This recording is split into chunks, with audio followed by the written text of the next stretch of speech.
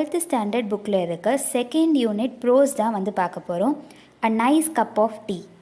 First வந்து author introduction பார்க்கலாம். Eric Arthur Blair, 25 June 1903 to 21 January 1950, better known by his pen name George Orwell, was an English novelist, essayist, journalist and critic whose work is marked by clear prose, awareness of social inequity, opposition to totalitarianism and candid support of democratic socialism.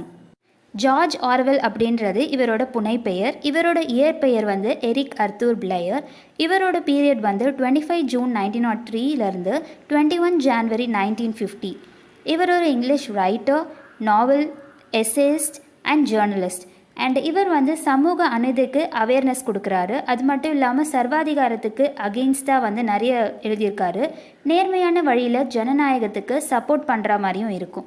இலக்கிய விமர்சனங்கள், கவிதை, புனைக்கதை, journals இந்த மாதிரியும் நிறைய வந்து எழுதியிருக்காரு. Orwell wrote literary criticism, poetry, fiction and polemical journalism. He is best known for the allegorical novella Animal Farm 1945 and the dystopian novel 1984 released in 1949. In 2008, The Times ranked him second on a list of the 50 greatest British writers since 1945.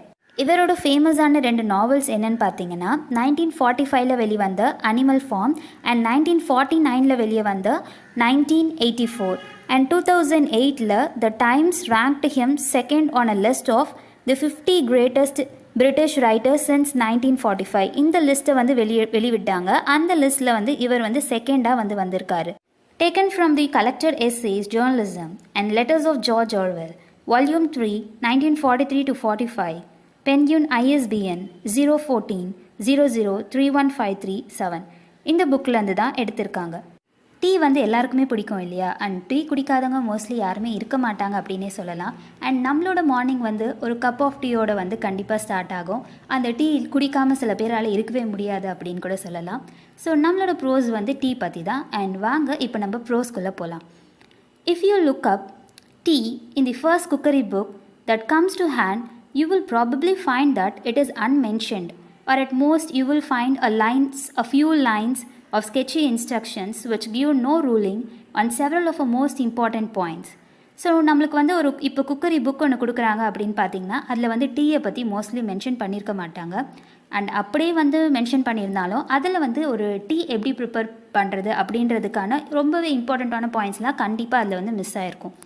டீயை வந்து எப்படி போடுறது அப்படின்றதுக்காகவே வந்து நிறைய விவாதங்கள்லாம் வந்திருக்கு.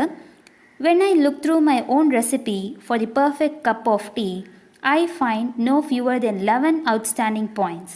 On perhaps 2 of them there would be pretty general agreement, but at least 4 others are acutely controversial. Here are my own 11 rules, every one of which I regard as golden.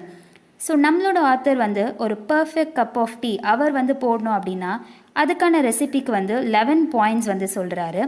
அதில் 2 points வந்து ஜென்ரலாக எல்லாருமே வந்து ஒத்துக்கிற மாதிரி இருக்கும். But at least ஒரு 4 ஆச்சும் வந்து கான்ட்ரவர்ஷியல் அப்படின்னா சர்ச்சைக்குரியதா இல்லை விமர்சிக்கிறதா தான் வந்து இருக்கும் அப்படின்னு சொல்கிறாரு. அண்டு இது வந்து என்னோட ஓன் 11 ரூல்ஸ் அப்படின்னு சொல்லிட்டு ஆத்தர் வந்து சொல்கிறது எல்லாமே வந்து ஒரு கோல்டன் மாதிரி அப்படின்னு சொல்கிறாரு. This is curious not only because tea is one of the mainstays of civilization in this country as well as in Ireland, Australia and New Zealand, but because the best manner of making it is the subject of violent disputes. So curious அப்படின்னா ரொம்பவே ஆர்வம் இல்லை. அதாவது நம்மளோட ஆத்தரோட நாகரிகத்தில் வந்து tea வந்து ரொம்பவே ஃபேமஸாக இருந்திருக்கு. அண்ட் அதே சமயத்தில் மற்ற நாடுகளான அயர், ஆஸ்திரேலியா, நியூசிலாந்து இங்கேயும் வந்து டீ வந்து ரொம்பவே மெயின் விஷயமாக வந்து இருந்திருக்கு. First of all, one should use Indian or Ceylonese tea.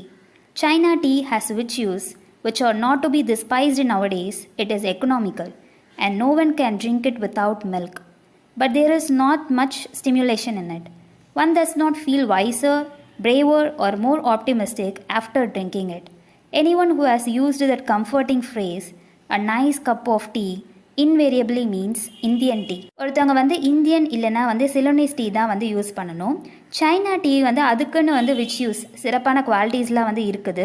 Despised அப்படின்னா வெறுக்கத்தக்கது. அது வந்து கண்டிப்பாக இந்த மாதிரி டேஸ்லலாம் வந்து வெறுக்கத்தக்கது கிடையாது. பட் ஏன்னா வந்து அது ரொம்பவே வந்து எக்கனாமிக்கல், சிக்கனத்தனமானது. ஏன்னா ஒருத்தவங்க வந்து பாலே இல்லாமல் கூட அந்த டீயை வந்து குடிக்கலாம்.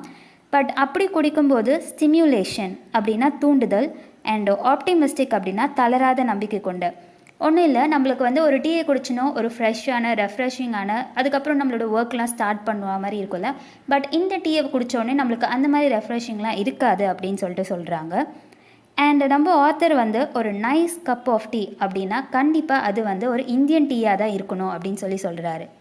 Secondly, tea should be made in small quantities, that is in a tea pot. Tea out of an urn is always tasteless, while army tea made in a cauldron tastes of grease and whitewash.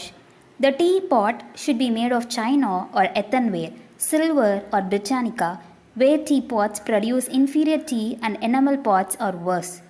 Though curiously enough, a pewter teapot, a rarity nowadays, is not so bad. Second point வந்து tea வந்து உண்மையான அளவில் இருக்கணும், அதுவும் tea பாட்டில் செய்யும்போது அதோட earn measurement வந்து 12.9 அளவில் வந்து இருக்கணும். அப்படி இல்லைன்னா டேஸ்ட் இல்லாமல் போய்டும்னு சொல்கிறாங்க. அண்ட் ஆர்மியில் ப்ரிப்பேர் பண்ணுற டீ வந்து கால்ட்ரான் அப்படின்னா ஒரு பெரிய பாட்டு டீ பாயில் பண்ணுறதுக்காக யூஸ் பண்ணுறது தான். அதோட டேஸ்ட் வந்து எப்படி இருக்குன்னா க்ரீஸ் அண்ட் ஒயிட் வாஷோட டேஸ்ட் தான் வந்து அதில் வரும்னு சொல்கிறாங்க. அண்ட் டீ பாட் வந்து சைனாவில் யூஸ் பண்ணுற அந்த பீங்கான் இல்லைனா வந்து மண்பானில் செய்யும் போது ஓரளவுக்கு நல்லா இருக்கும்னு சொல்கிறாங்க. அண்ட் சில்வர் ஆர் பிரிட்டானியா மெட்டலில் செய்கிறதும் வந்து ஓரளவுக்கு பரவாயில்லையாக தான் இருக்கும்னு சொல்கிறாங்க. பட் இந்த பியூச்சர் பாட் காரியத்தாலான இல்லைனா வந்து எனாமல் பாட்ஸில் யூஸ் பண்ணுறது வந்து சொல்லவே வேணாம், ரொம்பவே வந்து மோசமாக இருக்கும் அப்படின்னு சொல்கிறாங்க. Thirdly, the pot should be warmed beforehand. This is better done by placing it on the hob than by the usual method of swilling it out with hot water. Third rule வந்து நம்ம use பண்ணுற tea பாட் வந்து முன்னாடியே வந்து சூடுபடுத்தியிருக்கணும். அதுவும் வந்து டைரெக்டாக தண்ணியில் போட்டு கழுவி சூடுபடுத்தாமல் டைரெக்டாக வந்து அடுப்புலேயே வந்து சூடுபடுத்தியிருக்கணும். Fourthly, the tea should be strong.